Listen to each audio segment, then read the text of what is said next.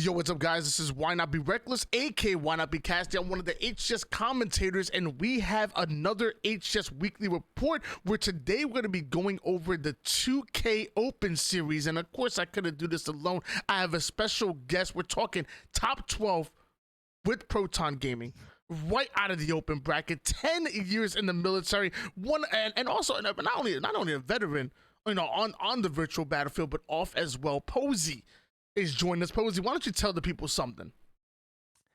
Hey man, I'm just glad to be here. Hopefully next time I can get my predictions a little better, but I'm working on it. I'm trying to be like you guys, so just give me a little break. It's all good.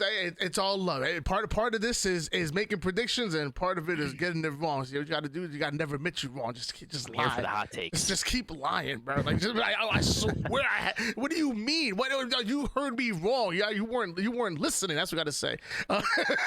But in case you guys weren't here during the live show, we did have Posey during the live show. Was so good we had to bring him back on for the post show and explain why Complexity didn't win. But before we get there, Space Station Gaming pulling off the 3-1 over Rebellion. I think everybody actually probably had Space Station Gaming winning this. I think we both even said it was going to be a 3-1.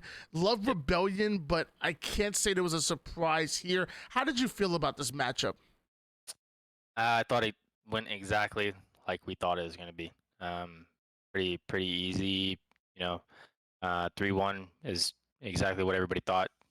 One game they would take, but nothing more than that. So there was one game I think I saw Mental going off. I want to say it might have been like a Slayer where he was like 16-7, maybe. Maybe I'm imagining this. Either way, I'm pretty sure I saw Mental doing really well in this matchup. But outside of that, you're talking about SSG, not only one of the best slaying teams, but also one of the most objective efficient teams in the league. And although I'm really big on Ryan Newman, Carbea, and the entire Rebellion roster, I just think it's a tough matchup for them. Even stylistically, I feel like this is just a really tough matchup for them. So Space Station Gaming move on to the winners bracket finals, and it was Native Red and Native White in the semifinals to find out who was going to be joining them. By the way, guys, just a reminder, this was the Thursday matchup. It was only the top 12 that made it to Thursday from Sunday. Actually, Posey being one of the teams that made it to Thursday. We'll talk about that a little bit later on. But Native Red going up against Native Whites. Neither of them better than Native Black, just saying. But it was Native Red that pulled off the 3-0. So I picked Native Red to win this matchup. I did not see a 3-0. I know you picked Native White. You were big on Native White winning this as well. But I don't know if anybody predicted this being a 3-0 in favor of Native Red. If you did, you're a freaking liar. Like, this was, we said it before, this was the hardest matchup to gauge, to find out where Native White are, obviously Native Red didn't come in full force into Charlotte, and but Native Red definitely came in full force on Thursday. Talk to me about this matchup here. Yeah, I mean, this definitely was one of the matchups that was super hard to tell who was going to win. But like you said, no one thought this was going to be a 3-0. I mean, I thought the matchup was much closer than this, but I mean, maybe they had the better map pool. Maybe Native White just hasn't been practicing, and also Native Red is coming with vengeance. They're on revenge tour, trying to prove themselves, just because everybody, I guess, forgot because they had a sub and they didn't make it out of open bracket. But those guys have been together for multiple years, so losing a player like Druck, it causes a huge impact on their mental and how they're gonna compose. Like it's a whole different team dynamic when you replace one player after a couple years of teaming together. So I mean, this was a shocking result, but I mean, maybe they had something to prove, so it really wasn't.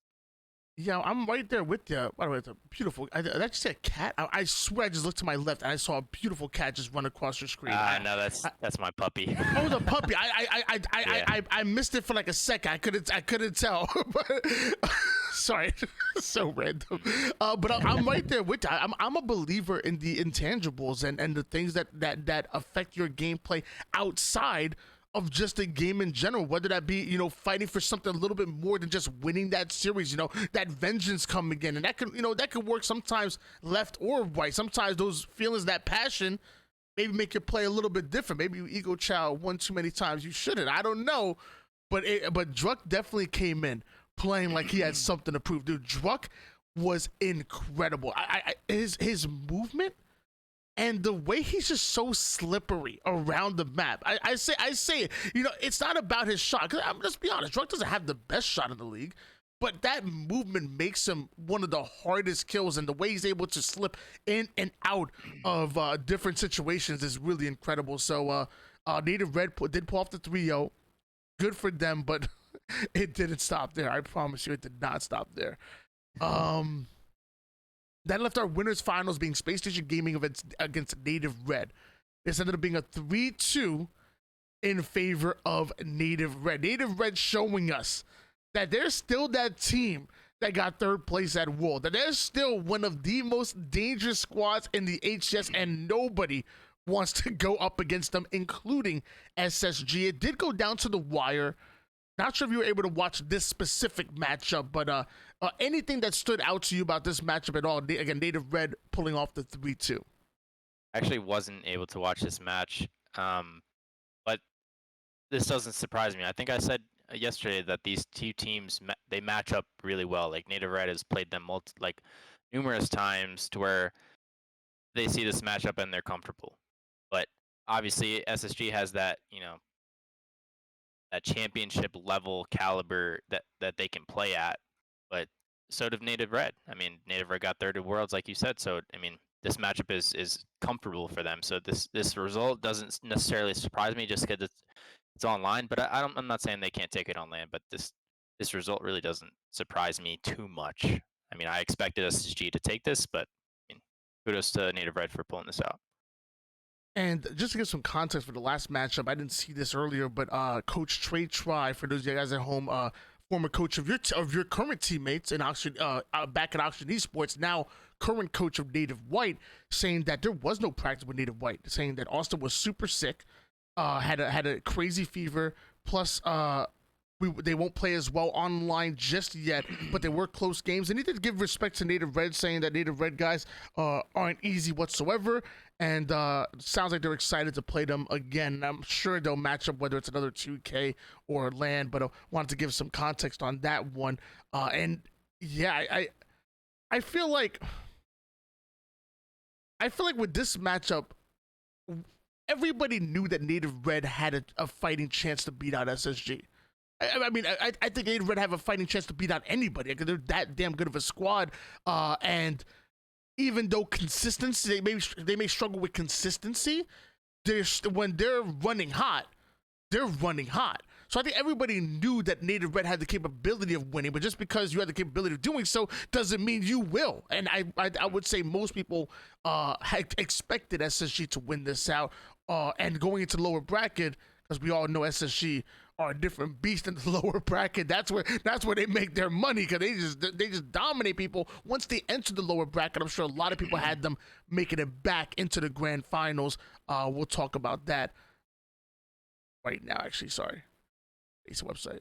You good? I think their consistency is what holds them back. I think they have the ability to play at such a high, like, octane pace that when they're all on the same page, it's very, very hard to beat. But it's just them keeping that consistent with their pace.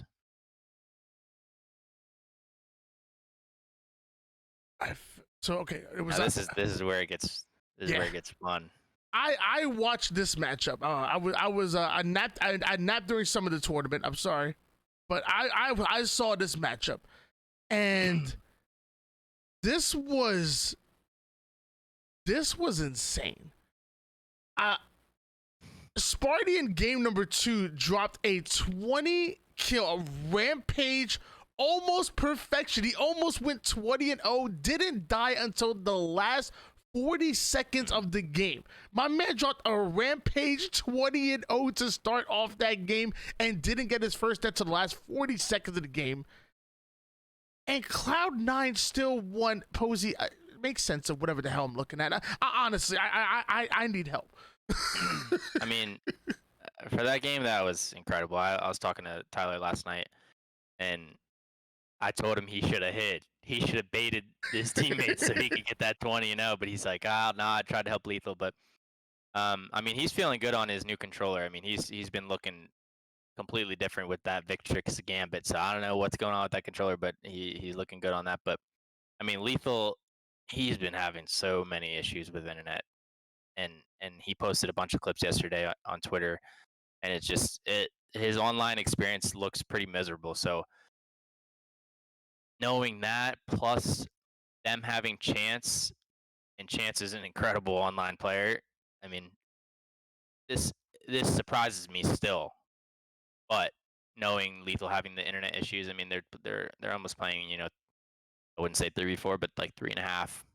You know, not really the full player that he normally is. So I mean, that plus, I mean, Cloud9 is probably feeling good after they beat that BTH squad. So yeah. What?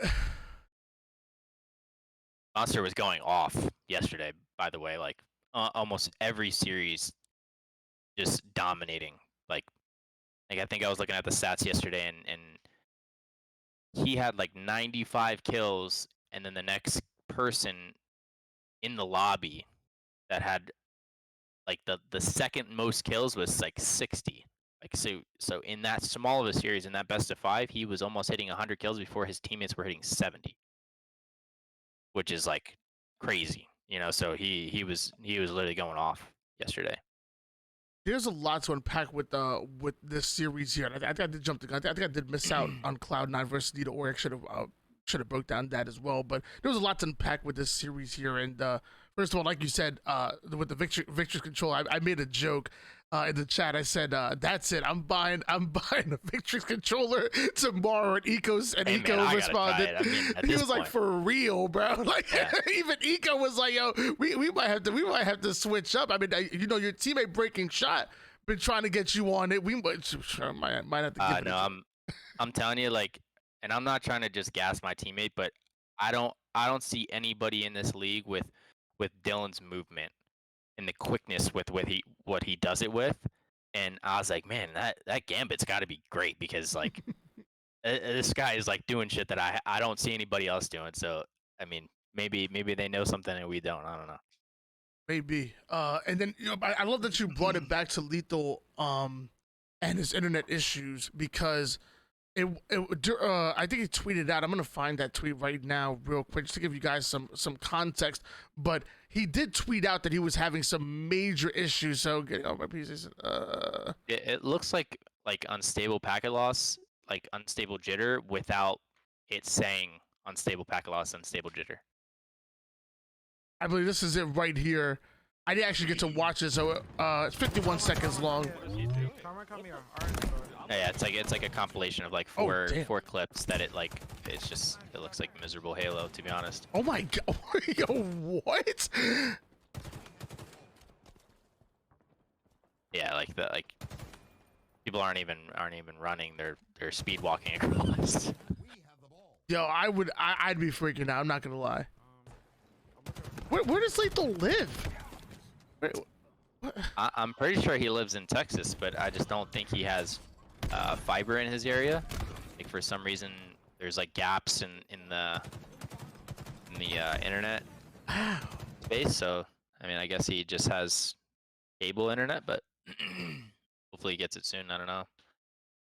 I'm not gonna lie, that is awful, and I can only imagine you're going through that in a tournament, like where every second, every shot, every bit of damage matters, and things like that happening on your screen. I'm not gonna lie, I'd be flipping out, and man, it's crazy. I man, you gotta get some better internet, or you gotta move. That's it. Sorry, man. I think he moved and he got worse internet. I mean, oh my god. Yeah, I don't know. I think he actually moved to Texas to be able to play online Halo, and then he just moved to a spot that didn't have it. So I don't know. He was probably downloading like a new anime episode or something at the same time. Probably downloading My Hero Academia or something. Wow, that's the only thing I could think of. On the other side, Cloud9 having Monster filling in for Nemesis. I believe Nemesis was on vacation, is what I heard, and Monster filling in. And Cloud9 were already so good online to begin with. And then you add Monster to the equation, who again is really good online as well. I know there's accusations, different things out there. We're not going to talk about that. What I will talk about is that there's a difference between online and LAN and LAN gameplay. Like I'll put myself out there. I say it all the time. When I'm in my comfort zone, when I'm in my office where I'm comfortable on my crappy chair, on my monitor with X amount of settings, whatever it is, I feel so comfortable. And the moment I sit in somebody else's setup, whether it's at a LAN or even at somebody else's house for whatever reason, it's a different story. It's not the same. My controller doesn't feel the same. My settings don't feel the same. Like it doesn't feel the same. I'll put myself out there. I'm a worse LAN player than I am online because I'm not comfortable being uncomfortable. And the moment I'm uncomfortable or whatever it is, like it's freaking chalked for me. So I don't want to beat up on anybody for being a LAN player, online player, whatever it is. But when Monster is in his comfort zone, when he feels comfortable, he's dangerous. And he's proven it time and time again, whether it's on this Cloud9 roster, was on that French Toast Mafia roster, which was incredible. Well, you know, even on the hype roster going during the qualifiers before Charlotte, dude, Monster's nasty. 100%. I totally agree with that statement. Chance plays incredibly online, and maybe he just hasn't had that fit with a team on LAN. Like maybe, you know, LAN vibes and LAN team environment is huge. So if you have one person just throwing that off slightly, maybe he just gets uncomfortable and he just doesn't play as he should. So I mean, who knows about that? But I mean, if anything showed the amount of momentum that momentum matters, it's Native White. I mean, who knew that Native White was going to take all those games from all those teams on LAN prior to the tournament? Like nobody did. Literally nobody. Nobody thought Native White was going to be. They thought top 8 team currently. You know, with some practice, way better. But they went on an incredible run, and that momentum and that experience each series that they took it into the next series, I mean, it helps a lot. So, I mean, anybody can do it if you have confidence in each other, but, you know, it's just how it goes. And I want to apologize to you guys at home because I was mistaken. I said that Sparty went on that 20-0 rampage, almost perfection against Cloud9, and I was off. It was actually against Complexity, by the way, which was the first matchup. It was Complexity, not Cloud9, so I want to apologize for that. Cloud9 beating out Need an Org, that former Billy the Hype roster, that former roster that Monster was a part of, and then winning out against Sentinels beating Complexity to make it there. And it was... Oh, was this one? This is the one that had Piggy Straight Sick. Is that who Cloud9 played first? Is it? Hold on. I'm pretty sure Cloud9 played like that Piggy King J Straight Sick roster. And that it was actually the former Believe the Hype roster first. No. This is a grudge match. So, I do remember Precision tweeting at Chance yesterday. Okay. Oh, did he? I didn't even see that. Oh, yes. It was very funny. Right after the series, Precision tweeted at Monster and said, you know, you're half the player you are on LAN than you are online. So that caused a little bit of drama. So it was pretty cool. It was pretty funny to watch. Wow. Okay. I missed it. I'm gonna have to go back. We might have to make a video about it. Oh my gosh. It was good. Wow. Now you could talk about this if you want to or not. I'm gonna just put it out there. Obviously your team having to forfeit because Haynes wasn't able to get out of work. You mentioned that yesterday. You know what's funny about that? Let me cut you real quick. Oh yeah. Is Haynes actually could play. He was able to play. He let us know like 2 hours before, but then Chris didn't know because we had all talked about we weren't going to play this because Matt couldn't work and he didn't wake up for the tournament. So yeah, it ended up being pretty shitty because Matt could play, but then Chris, you know, he didn't wake up for the tournament and no. Yeah, but you know, it's all good. You know, it's not his fault. We don't blame him, but it is a little unfortunate. But Does he have a roommate or something, bro? Like, Nah, we had nobody. We had, look, from now on, if you have a professional team, I'm gonna start needing you to get the phone numbers of roommates, neighbors, family, and family members. Deliver a pizza to his house. You know what I mean? We tried everything, man. We tried everything. Send pizza over to the house. They're gonna ring the doorbell. That wakes him up. He now owes you, $12.50 for the pizza, and now he can play wow. Okay, so that must suck. So Haynes worked hard as hell to get out of work in time, and Chris just sleeps through it. No, I'm just kidding. He didn't. But somehow I got off. Like it didn't matter. Now, I did notice something, and it looked like you took a little offense to it on the Twitters. I saw a graphic that Team Meta Black post saying that there was a 3-0, and I believe you either had replied or you quote tweeted. Either way, I saw some kind of interaction, and it looked like you took a little offense to it, saying, "Hey, that's a weird way of saying." We had to forfeit. Do you want to talk about that at all? The next question. Yeah, I mean, it's just weird energy.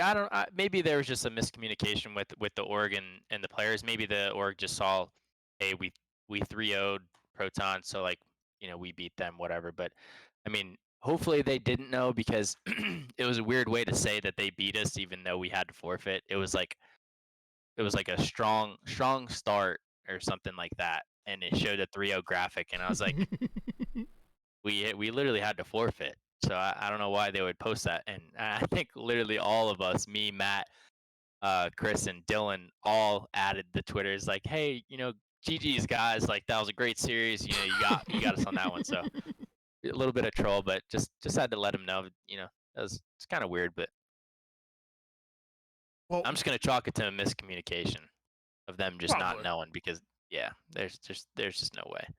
Now we're gonna talk a little bit more about this Team Meta Black roster, because something crazy happened last night. We'll talk about that over the next round. But it was G1 that did face up against that Piggy, King J, and crew. And G1 did pull off a 3-0, no forfeits. It was a legitimate 3-0 here. And I like Needle.org.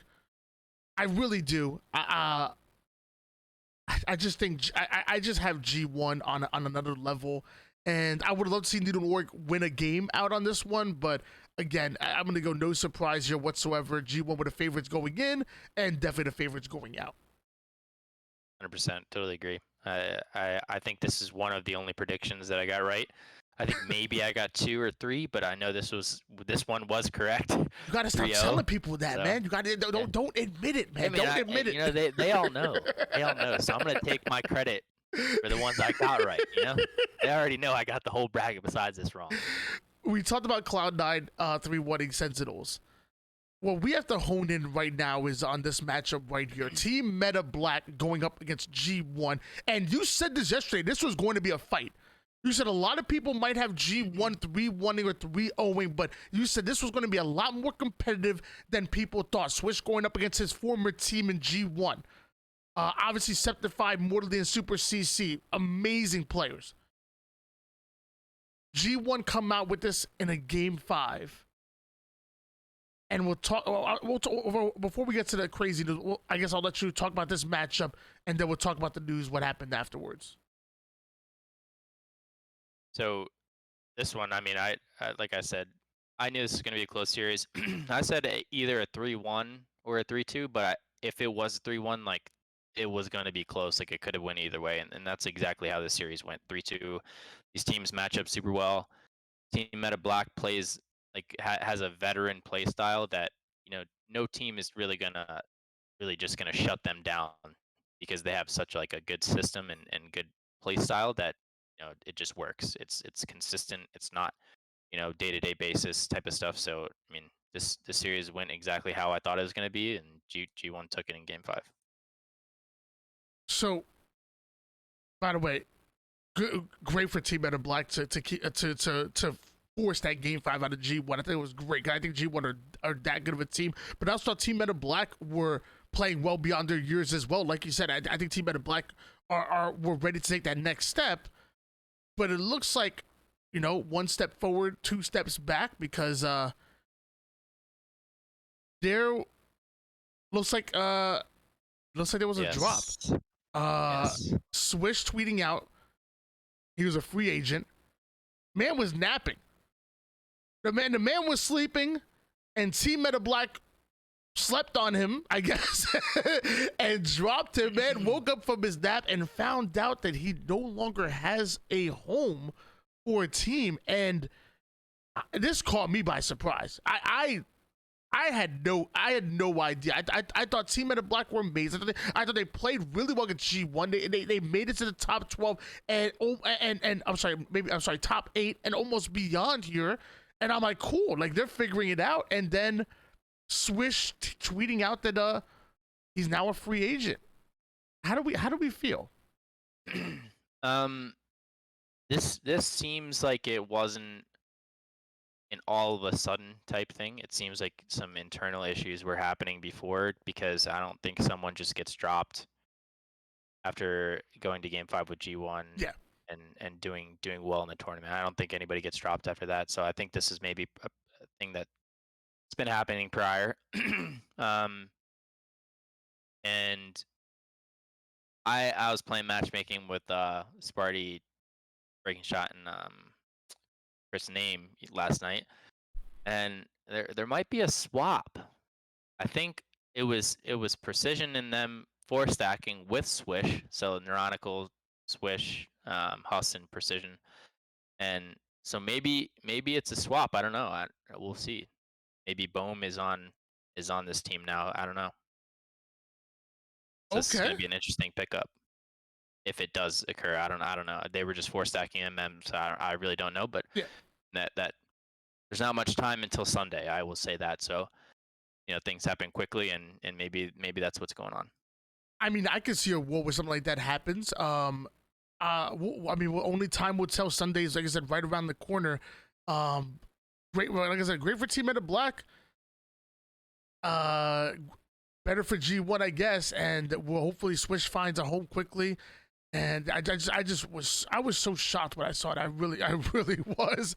But like you said, no drops happen all of a sudden. Really, you know, this was something obviously talked about, and you can't do it before Thursday, because you know you got to play with the same roster you did on Sunday to get those points. So it happened.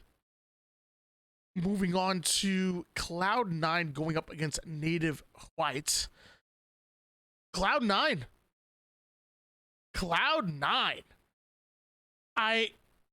I talked about this roster, man. Triton, Squale, and then Ramy. By the way, Ramy still hasn't got the contract from Cloud9 yet. Get this man a freaking contract. It's ridiculous. It is ridiculous. If you want to win, playing so well. People are accusing him of hacking in chat, PC check-in. Like, just give the man the damn contract. He's been outperforming, just going off for this team, and they just need to sign him. Like, it's a done deal, in my opinion. They just need to sign him.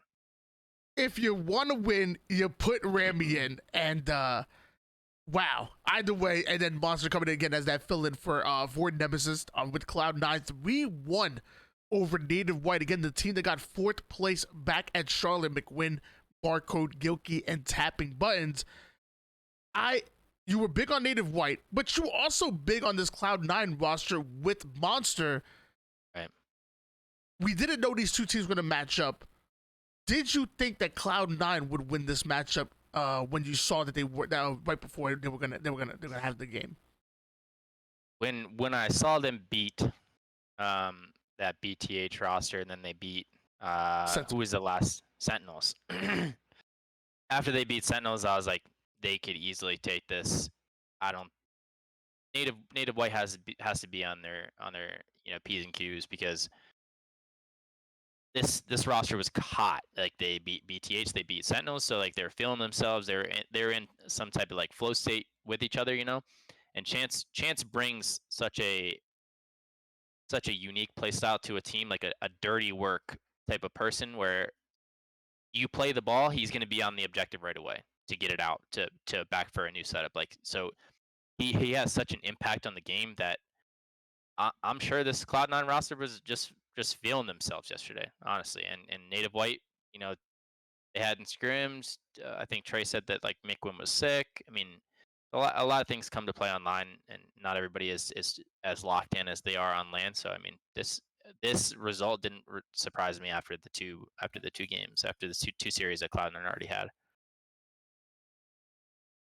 I'm glad that you brought up the few matches that led up into this match, because oftentimes when we're commentating, we talk about momentum, we talk about teams that catch fire, and I mean, some people believe in it, some people don't. Like back at Worlds, I honestly said if the way Native White took down everybody to make it into the winners finals, I said that if they would have played Optic on that Saturday, I thought Native Red would have beat Optic, because that's just how good Native Red were playing on that day. And I mean, that was obviously a much more extreme version of this. But like you said, Cloud9, they just were clicking, man. And like they really were, and even a team like Native White, who on paper may have been the better squad, if this team matches up maybe 10 times, maybe it's Native White that beats them 7 out of 10. You don't have to be better than the team on paper. You just got to be better for 3 matches in order to win a series. And Cloud9 were better than Native White that day. They were better than a lot of teams that day. They earned that win. It was a big 3-1.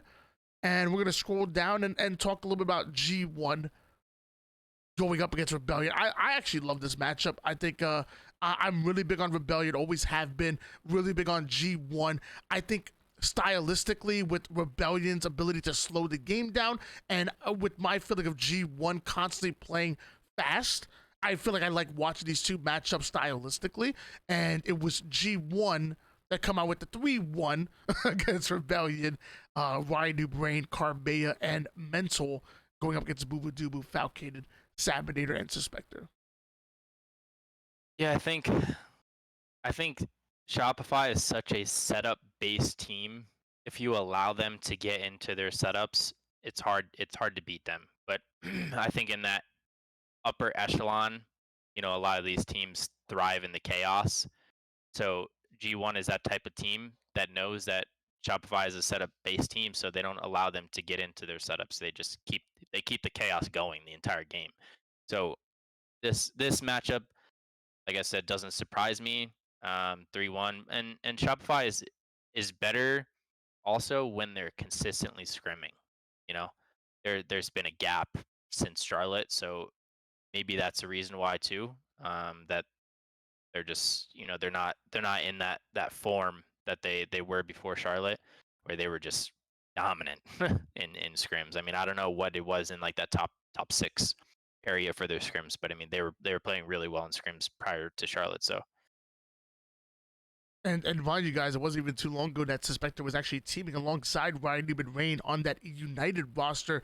Ryan Newman, I always like to pick out specific players and players that play on a little bit of a higher sensitivity, but also that stay alive really well. I think Suspector did that really well. And I think when you brought in Carbea, I thought it was a great replacement for what Suspector did. I think Suspector might maybe have a little bit better shot, maybe win more 1v1s than a player like Carbea, but I think they both bring like very similar in put shots, high damage, stay alive, play fast, and then ultimately buy enough time for them to get into those setups. I feel like they're similar in that way. Maybe I'm a little bit off on that, but either way, G1 coming out with the 3-1 over Rebellion. I really like Rebellion. I just like G1 more. And going into this matchup, I had it just, same thing, 3-1 in favor of them. Would love to see a game 5, though. Because going into a Slayer, who knows? Rebellion puts the hypnosis on you. yeah, I think Aiden is just a different, in my opinion, Aiden's just a different type of player. So like, he's more baity / like a Slayer. I'm staying alive. I'm holding positions for us. Like I'm baiting but I'm slaying. Like so.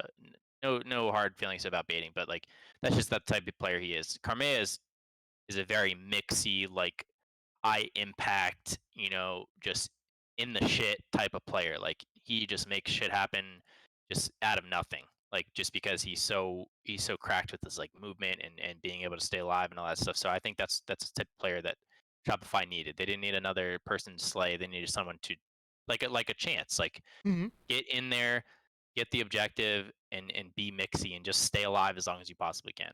So I mean, I think Carme is a great fit for Rhino, but they just I think Suspector fits G1 better than Carmea fits Shopify, and that's just how the series went.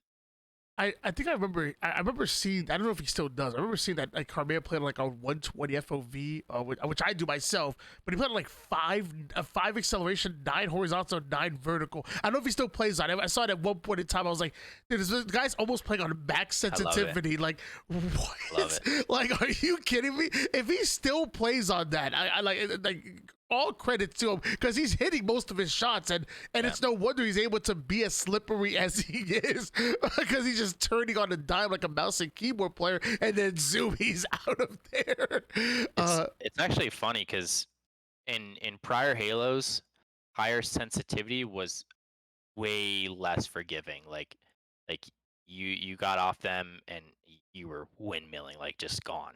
But this game, like I even play like 5 or like 4 or 5 Excel and then like a 6 horizontal, 7 vertical. Like it, Oh, okay, it's wow. really not too hard to control, but having that high of a sensitivity allows you to like unlock the movement for infinite. Like you will do stuff that you will never do on a slower sensitivity, and the people that can master that higher sensitivity are going to be just they're going to reach the peak, of being able to have the movement plus the shot. So I mean, hopefully he stayed on it, and hopefully he stays on a high sense because it's incredible once you master it. Honestly, Now, do you think that could change if we switch to banded rifle starts over BR starts? Because one could argue the BR is a little bit more forgiving than a single fire weapon, or you're still hmm saying, nah, you know, maybe drop it down a little bit, or like, nah, we keeping it same. we're keeping it high still Okay. because it's gonna have a higher impact because it's a precision weapon. So you have to hit that shot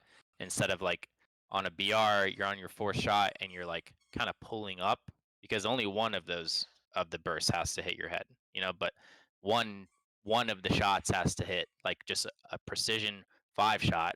That single shot has to hit your head instead of like one shot of the burst of the last shot has to hit. So higher sense is going to make your movement way more cracked and allow you to just make people miss a lot more. So I think the higher sense is going to be better with Bandit, but I mean I think higher sense is just better overall if you can handle it.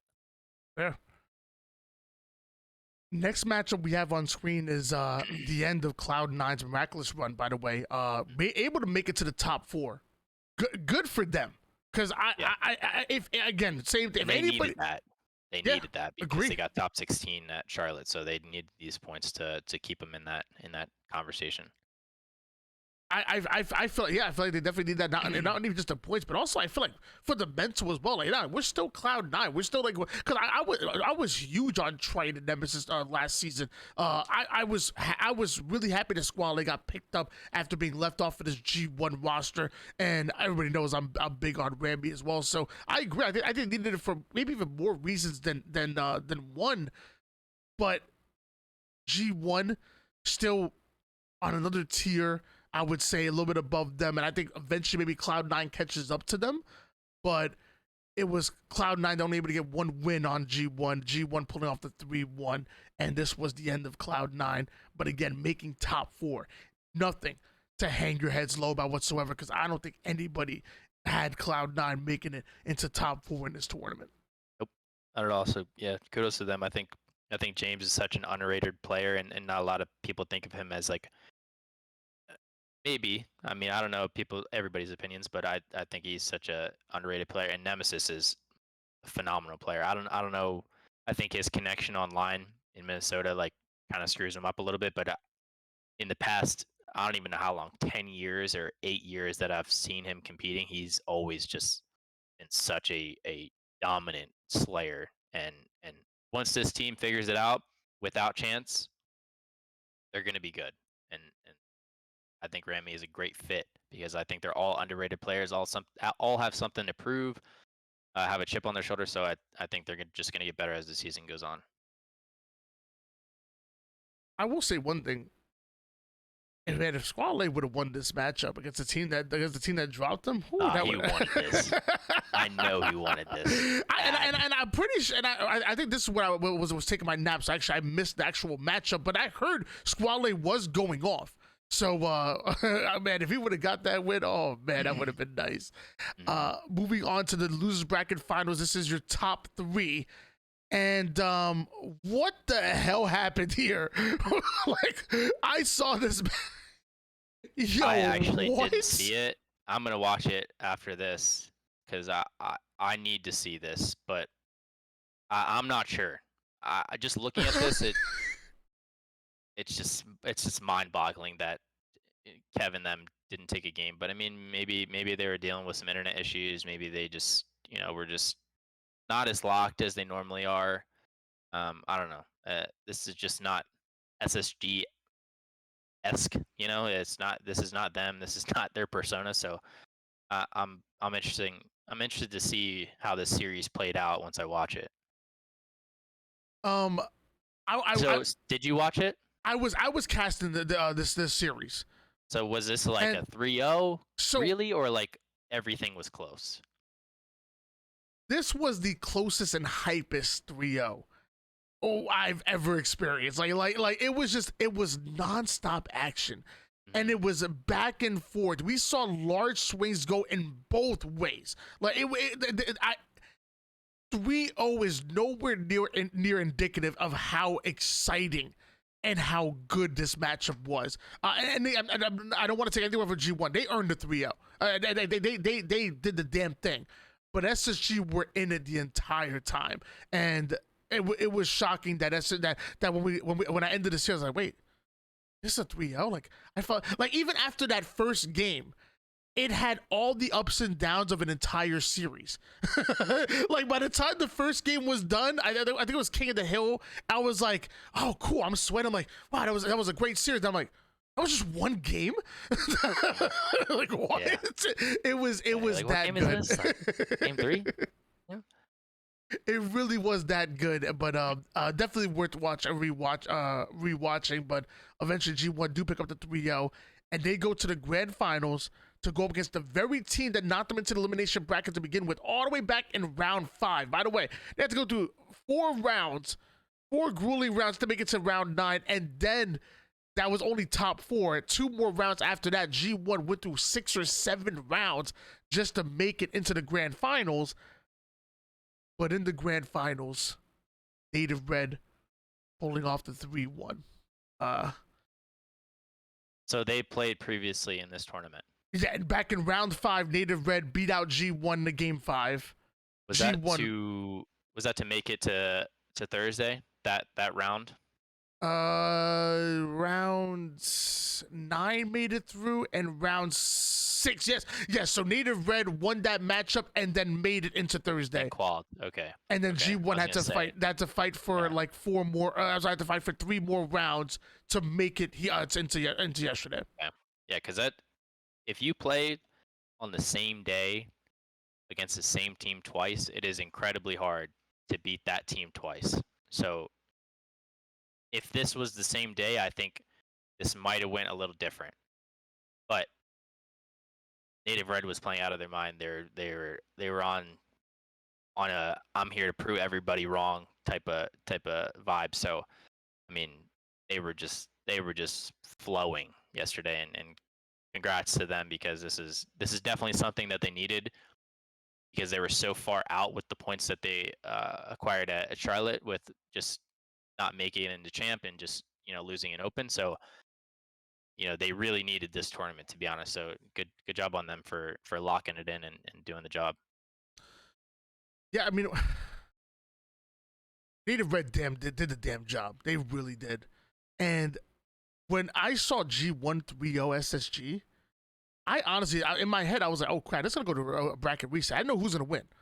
But after G1, fresh off of 3-0, I'm like, this is definitely going to a bracket reset. And for Native Red to, again, prove exactly who they were and exactly who they are, I should say, is exciting, because I'll put myself out there. I was one of the guys that said G1 are our top 4.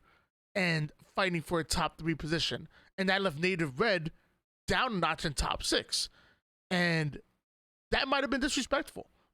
Like maybe I crowned G1 that top 4 spot a little too soon, because Native Red did get top 3 at Worlds. They still are the same team that they were last season going into this season. So maybe I needed to pump the brakes a little bit and keep Native Red in that top 4 spot until G1 knock them down. Either way, Native Red played one hell of a tournament, and they took over here in the 2K. Good for them. They are your 2K champions, which, by the way, again, these open series do matter more than they did last season. These open, there's not going to be teams that are able to skate by and go to LAN without playing in these open series, and it sounds like you might not be happy about that. No, it's incredibly frustrating to have a 3-day LAN be such a small impact on the season. I don't know, and I'm not going to sit here and roast 343 or anything like that, but it's disappointing that people can play so well. Like I think Chris was telling me, Gilkey was telling me this yesterday. They got top 4 on LAN, and Super CC was only 400 points away from him, and they got top 12. How does that make sense? You know, it completely negates what you did on LAN, and this is such an online league that it's just pretty disappointing that these LANs, they just, kind of just cut them out. Like 75%. Yes, everybody's getting a 75% reduction, but thinking about it in the way that the actual points were accrued, like I had 6,400 points, and I was probably separated from the top 16 players probably by like 1,500 points, which is a good amount when it comes to online, because you're only accruing 400 points or like 500 points per tournament unless you're winning. Like I think Native Red gets 2,000 per player for winning. So just looking at that, there's no separation once you cut it to 75%, because you're lowering the number by such a significant margin that it just doesn't make sense, because one good online tournament, it's going to surpass teams that did way better than you on LAN. So I'm not a fan of this 75% decay. I think they chalk it up to like it being a preliminary event or a preseason event, but I mean, what's the point of going to the event? Like if you're just going to treat it as a preseason event. I mean, that original tournament in Raleigh last year, I get it. It was an exhibition. It was the first tournament of Halo Infinite. If they want to do that, that's fine. But like season 2, it just doesn't make sense to have a preseason event. I mean, it's just, but it is what it is, and you got to deal with it. So I mean, I understand it completely. I'm of the mindset where I do want these online tournaments to matter, because I want the best teams to compete. I want I want you guys at Proton Gaming to compete. I want the optics, the phases, the SSGs, and everybody competing. yes, But maybe there's a happy medium where these online tournaments matter, but not more, or even I guess I should say as much as a LAN event, because you still you like you said on the other side of the fence, you want that LAN event to be, LAN is supposed to be king, and it always has been in Halo. So maybe there's some kind of happy medium where it still matters, and you still have to, you can't skate by not competing in these open series events, but it doesn't matter as much or near as much as a LAN event. yeah, and I totally agree. I think their intuition and their thoughts are, we want to have every team compete in these online tournaments, so let's make them a little bit more important. And I get that's what their mindset is and what they're trying to do, but there's got to be a happy medium that just allows LAN to still trump online, but still have these teams, all the best teams, compete in these online tournaments, because everybody wants to see the optic versus the phase. I want good practice. You know, because sometimes we don't get good scrims we don't get scrims against Optic and stuff like that. So it's good to gauge where we're at as a team against these top teams. And when they're not playing in it, it's it's disappointing because you want to play against them, but at the same time, I get where they're coming from. Like they Frosty and them just got like 5,000 points each even after the decay. So like they're like, I don't feel like playing in this online tournament. So I get both sides, but I just wish that we could come to a conclusion on something that's better than the format that we have right now. So Is it safe to assume that you're going to be signing up for the next Open Series this Sunday? oh yeah, absolutely, yeah. Okay, so I got Chris Common, I got Breaking Shot, I got Posey. Remind me who's gonna be the no. I tried. As much as it pains me to say it, Haynes is not going to be our fourth. He was just subbing because we were not comfortable with the force that we were running with at the time. We didn't want to have such a good land performance and then take it to online and then struggle against the teams we would never struggle against just because we're not comfortable with a fourth. So we appreciate Matt and we appreciate that he subbed for us because we couldn't find a fourth yet, or so. But he will not be our fourth continuing. He already signed his void in contract. So, but I will say this: if he ever came back, whoever we pick up, they're gone and Matt's Ouch. back, baby. Feel bad for whoever's picking up and watching this video right now. So is it safe to say that we haven't decided who's going to be the fourth going into Sunday, or do we have some ideas? Have an idea. We have a couple ideas. Nothing I can share on the show. I gotta try. It's only a couple days. It's only a couple days that you'll find out. So, this fourth is not going to be, this is who we're picking 100%, but this is one of our top players that we would like to sign. So, we'll see. Well, guys, if you guys want to find out who's going to be Proton Gaming's new fourth and find out who signs up for this next 2K event, it's going to be this Sunday. By the way, we just had an event Sunday. We finished it out Thursday. Now, in a few days, we're going to have another online series coming in, 4v4 2K. This has been Posey. Guys, if you haven't already, I'm going to, in the YouTube video, I'm going to leave it on the link down below. We're going to have Posey's YouTube and Twitch page. Make sure you go to the descriptions, click on that, subscribe ASAP. If you guys haven't already in the chat, I don't know what the hell you're waiting for. Nice enough to come in not only for the pre-show, but to come in the next day for the post-show and defend why Complexity didn't win the tournament. Posey, do you have any final words? No, man, this has been fun. Thanks for having me again. I'm glad I got to do the pre-post show. So, it was good to come back and talk about the predictions I so thoroughly missed. But yeah, thanks again for having me, and I look forward to doing this again. All right, guys. Make sure you guys like, subscribe to the video down below, and peace out.